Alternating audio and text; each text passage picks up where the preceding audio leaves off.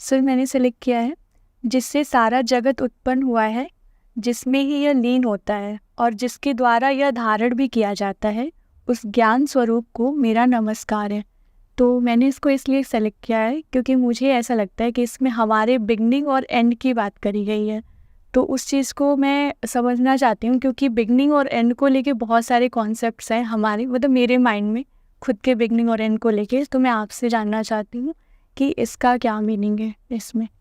तो ये जो वर्स आपने सेलेक्ट किया है ये है तैत्तरीय उपनिषद से, जिसमें कहा जा रहा है जिससे सारा जगत उत्पन्न हुआ है।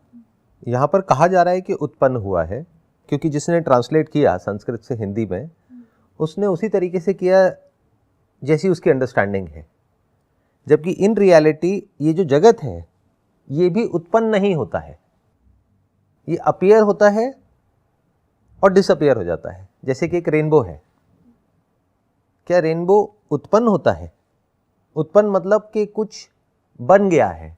अगर वो उत्पन्न हुआ है तो कहाँ है रेनबो? उसको छू करके दिखाओ, उसको टच करके दिखाओ, तो वो दिख रहा है लेकिन है नहीं, वो लाइट के ही अलग अलग रंग हैं। जैसे जो भी कुछ है आज साइंटिफिकली ये कहा जा रहा है कि ये सब देखने में पार्टिकल्स हैं लेकिन है सब वेव्स। ये देखने में ऐसा लग रहा है कि जो चीज़ें हैं, जो पार्टिकल्स हैं, वो किसी पार्टिकल से उत्पन्न हुई है, लेकिन आज साइंटिफिकली ये कहा जा रहा है कि पार्टिकल से ऐसा लगता है कि उत्पन्न हुआ है। कॉज एंड इफेक्ट को अगर हम देखते हैं, यानी एक मिट्टी का घड़ा मिट्टी से बना है, ये बात सही है, लेकिन मिट्टी भी एक पार्टिकल है और वो पार्टिकल एक्चुअल में वेव है, बस पार्टिकल के जैसी दिखती है because of the placement of an instrument जिसके थ्रू देखा जा रहा है।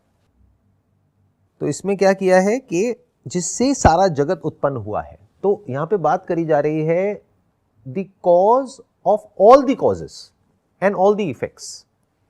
ये जो यूनिवर्स है पूरा का पूरा, इसको देखोगे तो this is nothing but a relation of cause and effect. अगर यहाँ पे टेबल पड़ी है, मैं आपसे पूछता हूँ ये कैसे उत्पन्न हुई है, तो ये मेटल से उत्पन्न हुई है। अब वो मेटल कैसे उत्पन्न हुआ है उसको ब्रेक डाउन करते चले जाओ, आगे से आगे, आगे से आगे, तो आप पहुंच जाओगे एटॉमिक पार्टिकल्स पे, सब एटॉमिक पार्टिकल्स पे। वो कैसे उत्पन्न हुए हैं? क्वांटम फिजिक्स के अकॉर्डिंग देखोगे तो वो उत्पन्न हुए ही नहीं है। अगर एक इंस्ट्रूमेंट प्लेस हो जाता है तो ऐसा लगता है कि वहां पर एक पार्टिकल है, और इंस्ट्रूमेंट को प्लेस नहीं करते हैं तो वहां पर वेव्स हैं। यानी वो फॉर्म है ही नहीं जो फॉर्म दिख रही है। Form is in relation to the instrument through which we are perceiving. अगर हम इंस्ट्रूमेंट को चेंज कर दें तो फॉर्म बदल जाती है। जैसे आंखों से देखते हैं तो कुछ और दिखता है, किसी और मशीन से देखोगे तो कुछ और दिखता है। बहुत सारी चीजें आंखों से नहीं दिखती हैं, बट बहुत सारे ऐसे इंस्ट्रूमेंट्स हैं जहां से दिख जाती हैं।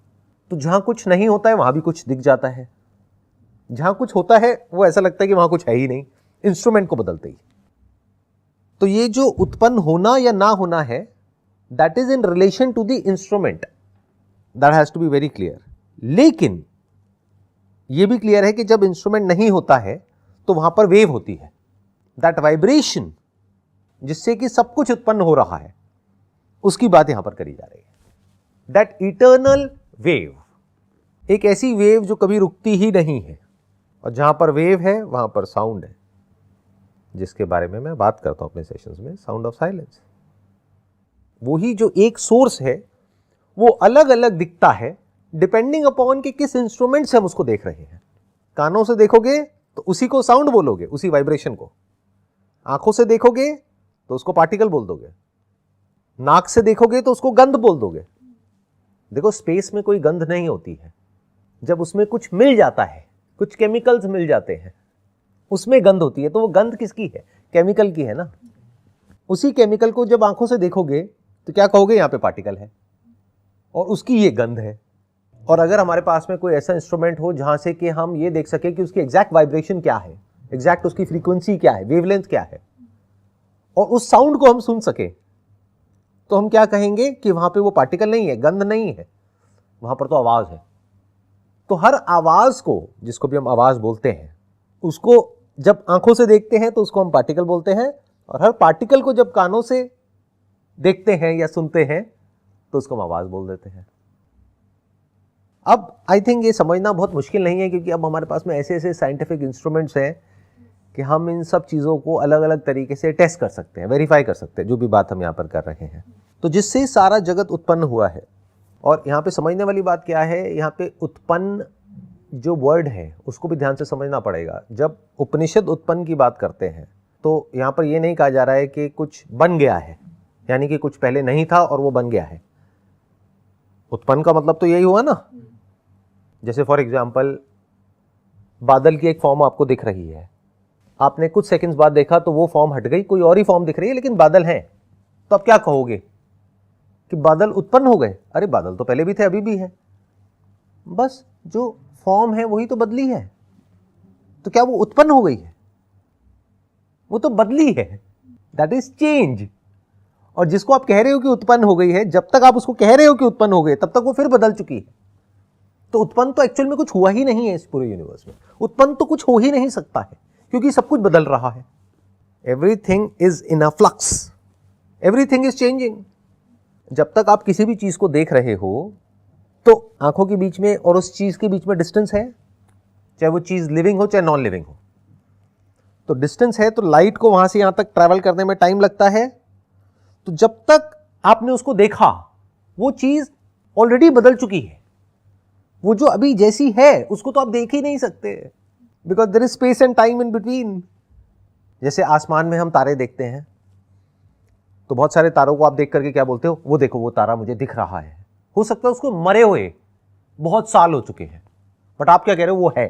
क्यों? क्योंकि आपको दिख रहा है, दिख रहा है, लेकिन वो है नहीं, उसमें से बहुत सारे तारे। तो उपनिषद क्या कहते हैं?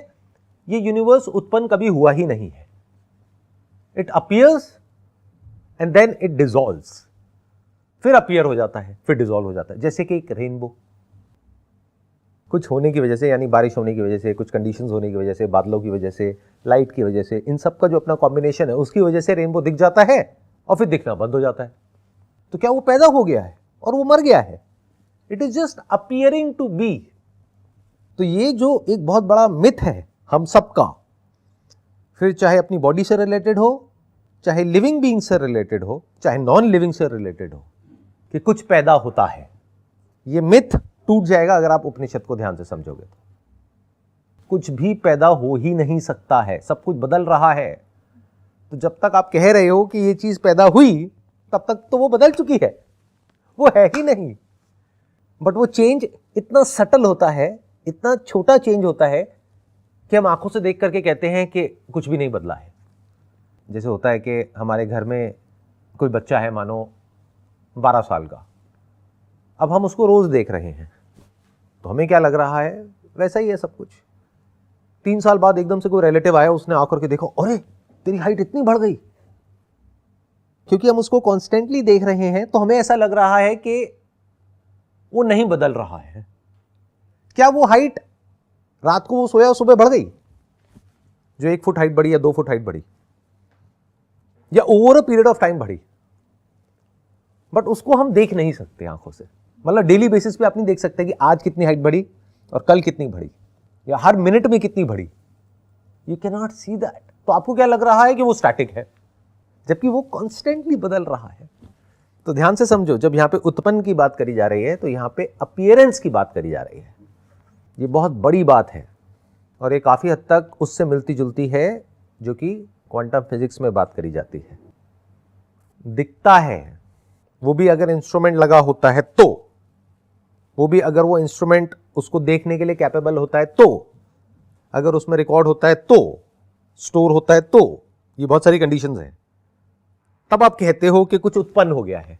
इंस्ट्रूमेंट को हटा दो, तो एक्चुअल में क्या हुआ? कुछ भी नहीं। वहां क्या था?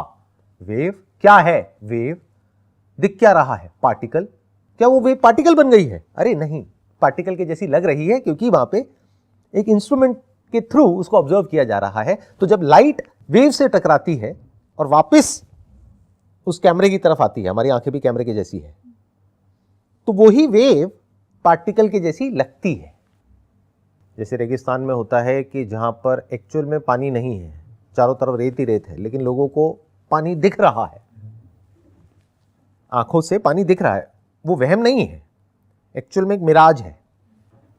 यानी जो लाइट है वो मिट्टी के साथ इस तरीके से इंटरैक्ट कर रही है कि वहां पे पानी दिख रहा है, पानी है नहीं।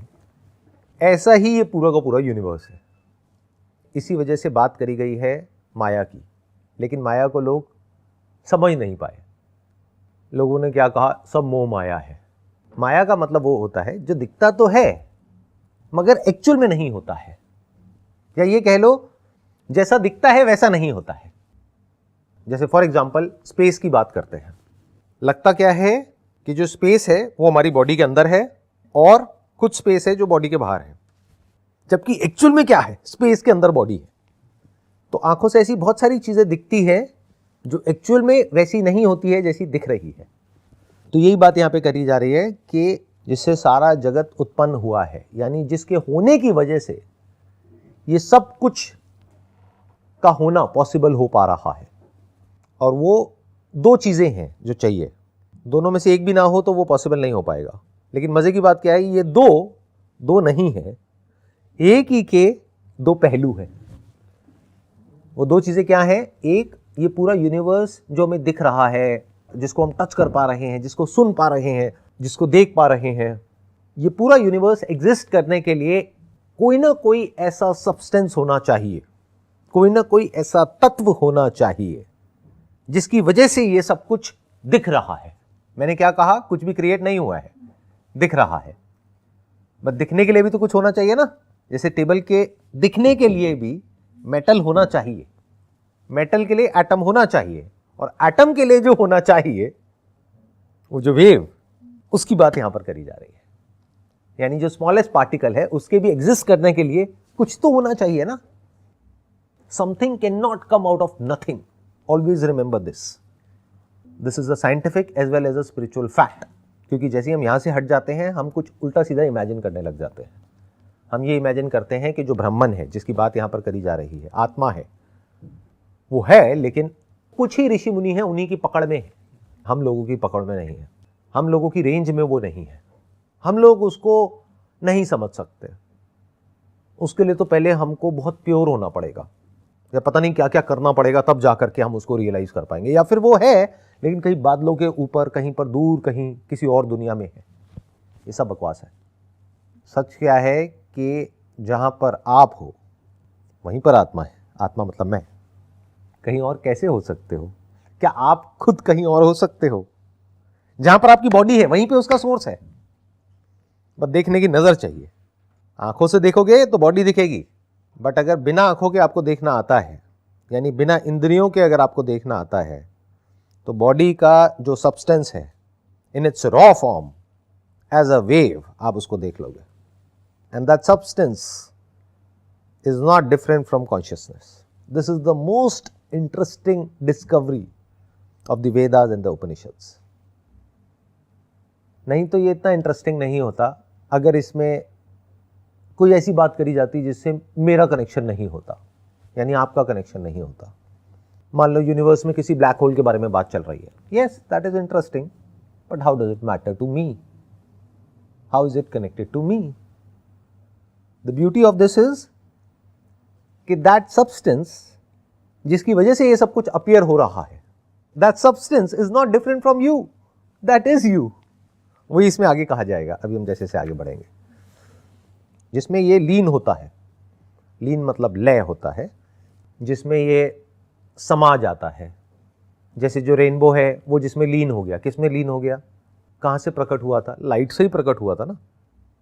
लाइट के साथ रंग है, तो ये कहना गलत नहीं होगा कि वो रेनबो लाइट में लीन हो गया।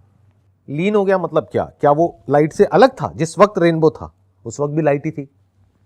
हम तब कहते हैं ना लीन हो गया, जब वो उससे अलग होता, यानी एक लाइट होती और एक रेनबो होता, ये दो होते, तब कहते हैं कि ये जो दूसरा है ये पहले में लीन हो गया। दो थे ही नहीं, दो दिख रहे थे, एक आपको लाइट दिख रही थी, एक रेनबो दिख रहा था। अब आप कह रहे हो वो दोनों एक दूसरे में लीन हो गए। लीन तो तब हुए होते ना जब अलग हुए होते। अलग दिख रहे थे लेकिन अलग एक्चुअल में नहीं हुए, तो लीन कहां से हो गए? बिल्कुल ऐसे जैसे पानी में लहर लीन हो गई। मतलब क्या जब वो लहर थी तब वो पानी से अलग थी क्या? क्या लहर की अपनी कोई सेपरेट एग्जिस्टेंस थी जो जा करके पानी में मिल गई? अगर ये बात आपको समझ आ रही है तो ये जो पूरा का पूरा कॉन्सेप्ट हम लोगों के दिमाग में बैठा हुआ है मोक्ष का, मुक्ति का, वो सब पे एक बहुत बड़ा क्वेश्चन मार्क लग जाएगा। फिर मुक्ति का मतलब क्या, मोक्ष का मतलब क्या? ये जान लेना कि एक्चुअल में लहर की अपनी कोई सेपरेट एग्जिस्टेंस है ही नहीं, थी ही नहीं, होगी ही नहीं। पानी ही था, पानी ही है, पानी ही रहेगा, चाहे वो रहे या मिटे। तब कौन सी मेडिटेशन करोगे, कहाँ जाओगे, क्या करोगे? आप अभी मुक्त हो गए यहीं की यहीं, अगर इस सच को देख लेते हो तो जिसमें यह लीन होता है और जिसके द्वारा यह धारण भी किया जाता है। मतलब तीनों बातें हो गई, क्रिएशन, डिसोल्यूशन एंड प्रिजर्वेशन, और जिसके द्वारा यह धारण भी किया जाता है। क्या ये कहना सही होगा या गलत होगा कि जो रेनबो है उसको लाइट ने धारण किया हुआ है?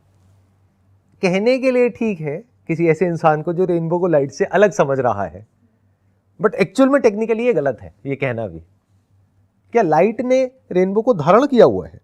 मतलब लाइट अलग से कुछ है, लाइट भगवान है, और जो रेनबो है उसकी अपनी मान लो कोई सेपरेट एग्जिस्टेंस है, या वो कोई जीव है, उसको लाइट ने धारण किया हुआ है।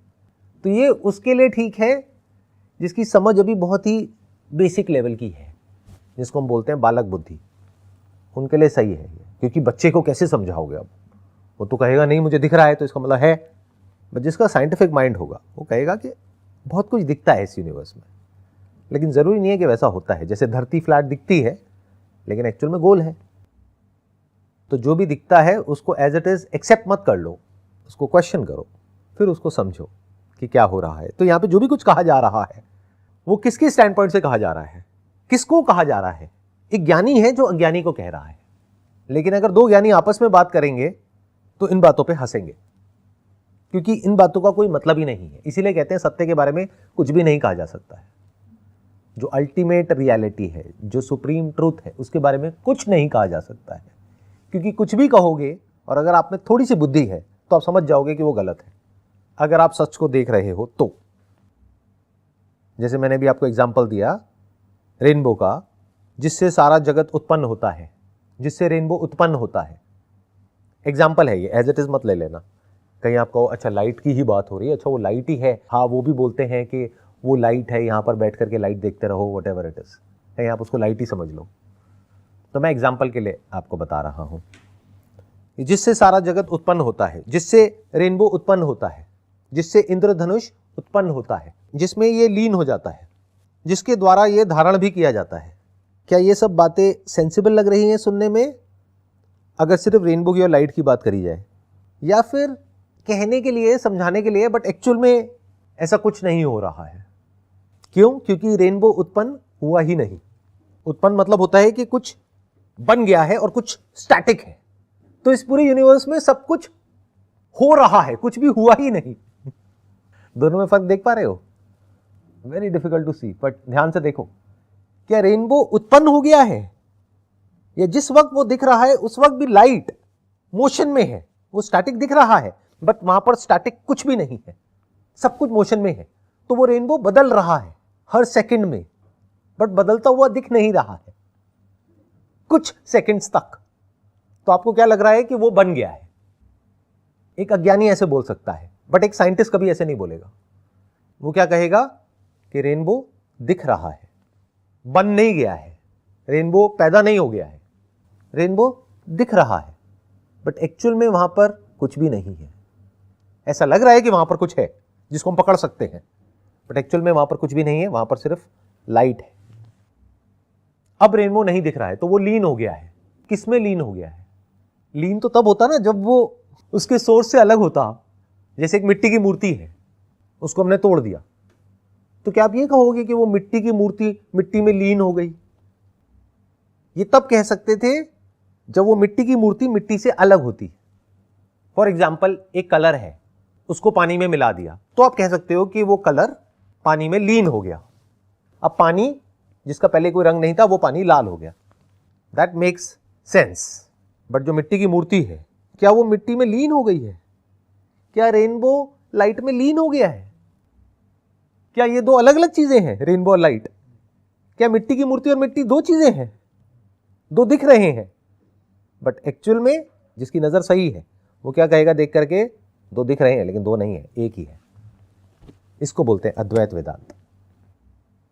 यानी दो नहीं है, दो दिखते हैं, जिसमें ये लीन होता है और जिसके द्वारा ये धारण भी किया जाता है। क्या मिट्टी ने मिट्टी की मूर्ति को धारण किया हुआ है? अगर मिट्टी की मूर्ति होती तो मिट्टी मिट्टी की मूर्ति को धारण करती। अरे है ही नहीं, दिख रही है, मिट्टी ही तो है। वो मूर्ति तो आपकी अपनी एक इमेजिनेशन है जो आपकी ब्रेन में है, एक्चुअल में कहां है? मिट्टी की ही एक फॉर्म है। देखने वाले की नजर होनी चाहिए। अगर नजर है तो बादलों में भी आपको कुछ नजर आ जाएगा, नहीं है तो भगवान खुद भी आपके सामने आ जाएंगे, तब भी आप उनको नहीं पहचान पाओगे। नजर का खेल है ना सारा। तो ये सब कहां है? आपकी नजरों में है। यथा दृष्टि तथा सृष्टि, तो पूरी सृष्टि आपकी दृष्टि में है, जिसके द्वारा यह धारण भी किया जाता है। उस ज्ञान स्वरूप को मेरा नमस्कार है। This is the most beautiful part of this verse. उस ज्ञान स्वरूप को, मतलब क्या कहा जा रहा है? इस पूरे यूनिवर्स का जो सोर्स है ज्ञान का, वो ही स्वरूप है। जब यहां पे ज्ञान की बात हो रही है तो नॉलेज की बात नहीं हो रही है। जो हमको एक्सपीरियंस होता है, बोध होता है, कोई सेंसेशन होती है, उसके बारे में पता लगता है, कुछ दिखता है तो पता लगता है, उसकी बात हो रही है। जैसे इस टेबल का आपको ज्ञान हो रहा है दो तरीके से। एक कि ये टेबल है, तो that is a name given to a form. यहां पे उस ज्ञान की बात नहीं कर रहे, यहां पे कह रहे हैं कि जब इस टेबल को टच कर रहे हो तो पता लग रहा है कि यहां पे टेबल है। बल्कि ये भी कहना गलत होगा कि यहां पे टेबल है। Table is just a name given for convenience sake. यहां पर कुछ है, तो ये जो कुछ है ये कॉन्शियसनेस है। जैसे दोनों हाथों को आप टच करते हो तो गर्मी पैदा होती है, उसके बारे में आपको पता लगता है। अब इसको आप चाहे गर्मी कहो चाहे सर्दी कहो, लेकिन ये जो पता लग रहा है दैट इज कॉन्शियसनेस। उस स्टैंड पॉइंट से यहां पे ज्ञान को यूज किया गया है। और उस ज्ञान का स्वरूप, मतलब ये जो हमको एक्सपीरियंस हो रहा है, ये जो कॉन्शियसनेस है, उसका जो एसेंस है, उसका जो स्वरूप है, यानी वो एक्सपीरियंस जिस पे टिका है, जिसकी वजह से वो एक्सपीरियंस हो पा रहा है, वो ही इस पूरे जगत का कॉज है। तो ये भी दो लग रहे हैं देखने में, लेकिन दो नहीं है। अभी थोड़ी देर पहले मैंने क्या कहा था? ये सब कुछ पॉसिबल होने के लिए, ये जगत के पॉसिबल होने के लिए दो अलग अलग चीजों का होना जरूरी है। एक सब्जेक्ट, एक ऑब्जेक्ट। और ये है ऊपर ऊपर लेवल से देखना, बट डीपली देखो तो ऑब्जेक्ट का जो कॉज है, यानी जो सोर्स है, जो मटेरियल है जिससे कि वो ऑब्जेक्ट बना है, उसका होना जरूरी है। उसके बिना ऑब्जेक्ट का दिख पाना पॉसिबल नहीं है। रेनबो के लिए लाइट का होना जरूरी है। तो यहां पर क्या कहा जा रहा है कि वो जो इस पूरी क्रिएशन का सोर्स है, वो जो इटर्नल वेव है, वो ही कॉन्शियसनेस का भी सोर्स है, वो ही ज्ञान स्वरूप है। तो सत और चित ये दो अलग अलग नहीं है, ये एक ही रियलिटी को दो अलग अलग स्टैंड पॉइंट से बोला जा रहा है। सब्जेक्ट के पॉइंट ऑफ व्यू से उस सत्य को कहा जा रहा है कि वो चित है। चित मतलब कॉन्शियसनेस, ज्ञान स्वरूप है। और मटेरियल के स्टैंड पॉइंट से, यानी जो बॉडी है, ये टेबल है, ये सोफा है, इस सब का जो सोर्स है, उसके स्टैंड पॉइंट से क्या कहा जा रहा है कि वो सत्य है, कि ये सब मिट जाता है जो भी दिख रहा है। ये धरती भी मिट जाएगी, चांद तारे भी मिट जाएंगे, सब कुछ मिट जाएगा, लेकिन सब कुछ मिटने के बाद भी जो नहीं मिटता है वो सत्य है। रेनबो के मिट जाने के बाद भी जो नहीं मिटता है वो सत्य है। बट अगर इसको एक स्टेप और आगे बढ़ाओ तो रेनबो किसकी वजह से दिख रहा है? सन की वजह से, जो सन से लाइट एमिट होकर के यहां तक पहुंच रही है। बट हमें यह भी पता है साइंटिफिकली कि एक दिन सन भी नहीं रहेगा। हमें यह भी पता है कि एक दिन सन भी मिट जाएगा, ये प्लैनेट भी मिट जाएगा। जब प्लैनेट मिट गया तो पानी कहां है? और पानी नहीं है तो बादल कहां है? और फिर रेनबो कहां है? तो सब कुछ मिट गया, लेकिन ये सब कुछ मिटने के बाद भी जो नहीं मिटा वो सत्य है। मतलब कि जो था है और रहेगा, that is beyond time, beyond space, जिसमें टाइम और स्पेस का कॉन्सेप्ट है। तो वो सत्य ही, जिस पूरे यूनिवर्स का सत्य है, इस पूरे जगत का सत्य है, वो ही ज्ञान स्वरूप है। वो जो ज्ञान स्वरूप है उसको मेरा नमस्कार है। अब मजे की बात देखो, कौन नमस्कार कर रहा है? नमस्कार करने के लिए भी दो का होना जरूरी है ना। वो जो है ही नहीं, वो उसको नमस्कार कर रहा है जो है। क्या नहीं है? हमारा अहंकार, अहम का आकार, जो भी हम खुद को समझते हैं, क्या समझते हो आप खुद को? दो ही इल्यूजन्स हैं। या तो अगर आप एथीस्ट के स्टैंड पॉइंट से देखोगे तो आप क्या कहोगे कि मैं ये बॉडी हूँ, या कहोगे मैं एनर्जी हूँ, या अगर स्पिरिचुअल स्टैंड पॉइंट से कहोगे तो कह दोगे कि मैं आत्मा हूँ, सोल हूँ, जो इस बॉडी में हूँ, फिर यहाँ से निकलती हूँ, फिर कहीं और चली जाती हूँ, और इससे पहले भी कहीं थी। यही दो कॉन्सेप्ट्स हैं। अहंकार इन दो पे ही टिका है, इसी पे सारी कहानियाँ टिकी है, स्वर्ग नर्क की, पुनर्जन्म की, कर्मों की, सब कुछ इसी पे टिका है। क्या है? एक शरीर और एक माइंड जिसको हम आत्मा बोलते हैं। इन दोनों को हटा दो और उसके बाद जो बचा रह जाता है वो एक्चुअल में आत्मा है। तो ध्यान से समझो कौन किसको नमस्कार कर रहा है। एक ऐसा इंसान जिसने अपने गुरु की बातें सुनी या उपनिषद में जो लिखा हुआ है उसको पढ़ा, समझने की कोशिश करी, उसके ऊपर चिंतन किया, ध्यान दिया कि यहाँ पे क्या लिखा हुआ है, ध्यान किया नहीं, ध्यान दिया कि यहाँ पे क्या लिखा हुआ है, उसको समझा, फिर जिस रियलिटी की तरफ ये पॉइंट कर रहे हैं उपनिषद सारे, उस रियलिटी को देख लिया अपनी इन आंखों से नहीं। एक ऐसी आंख है हमारे अंदर जिसके थ्रू हम कुछ ऐसा देख सकते हैं जो अपनी इन आंखों से नहीं देख सकते, इन कानों से नहीं सुन सकते। तो उसके थ्रू हमने एक ऐसी रियलिटी को देख लिया जिसके बारे में हम कुछ नहीं कह सकते, बस ये कह सकते हैं कि वो है। उसके अलावा जो भी कुछ कहेंगे वो सिर्फ कहने के लिए होगा। तो उस रियलिटी को देखने के बाद में वो जो अज्ञानी है, पहला थॉट जो उसके अंदर से आएगा जब वो उसको देखेगा पहली बार, तो उसके अंदर से एक भाव उठेगा कि मैं उस परमात्मा को, यानी कि वो जो सोर्स है इस पूरे के पूरे जगत का और जो ज्ञान स्वरूप है, उसको नमन करता हूँ। लेकिन अभी भी उसको ज्ञान पूरी तरह से नहीं हुआ है, क्योंकि वो जो नमस्कार कर रहा है उसको ये लग रहा है कि मेरी अपनी भी एक सेपरेट एग्जिस्टेंस है और मैं उस रियलिटी को नमस्कार कर रहा हूँ। जब पूरा ज्ञान हो जाएगा तो नमस्कार करने वाला और जिसको नमस्कार किया जा रहा है उनके बीच का जो भेद है, जो एक्चुअल में नहीं है, वो भी मिट जाएगा। बिल्कुल ऐसा है कि रेनबो ने लाइट को रॉ फॉर्म में देख लिया और अब रेनबो लाइट को नमस्कार कर रहा है। तो उस नमस्कार करने को आप भक्ति कह सकते हो, कि मतलब वो उसकी पूजा कर रहा है कि देखो मैं आप ही का बना हूं, आप ही में स्थित हूं, आप ही में लय हो जाता हूं, तो मैं आपको नमस्कार करता हूं। अब तो अगर वो ये समझ करके कर रहा है, जो रेनबो है, लाइट को नमस्कार, कि मैं और लाइट दो नहीं है, मैं ही लाइट हूं और लाइट ही मैं हूं, जिसको भी मैं बोलता हूं, तब तो कोई दिक्कत नहीं है। लेकिन अगर वो ये समझ रहा है कि लाइट अलग है और रेनबो अलग है, तो वो अभी भी अज्ञान के दायरे में है।